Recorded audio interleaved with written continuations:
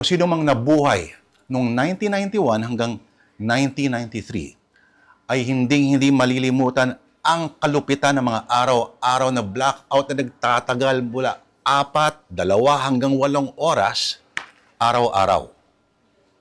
Teka, nabanggit ko ba na araw-araw? Oo, araw-araw.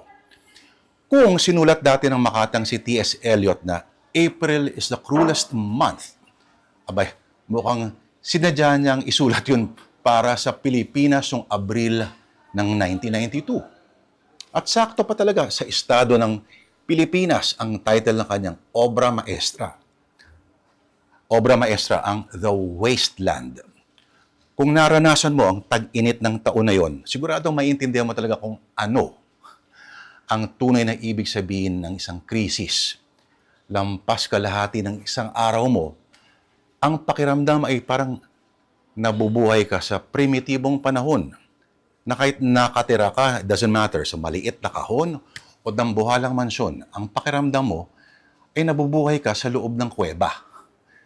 Na sa panahon na hindi pa nadidiscovery ang kuryente, sa kuweba na walang hangin at puro anino na lamang ang iyong nakikita.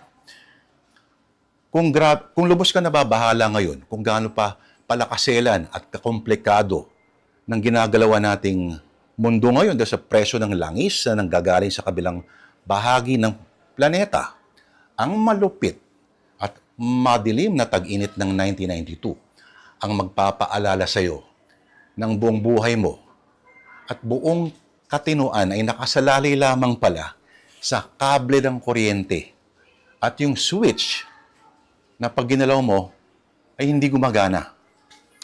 At isipin ninyo buong maghapon, walang silbi ang mga ventilador, kahit gaano kamahal yung aircon mo, ang iyong refrigerator sa bahay ninyo. Dahil, anong silbi nila kung walang kuryente?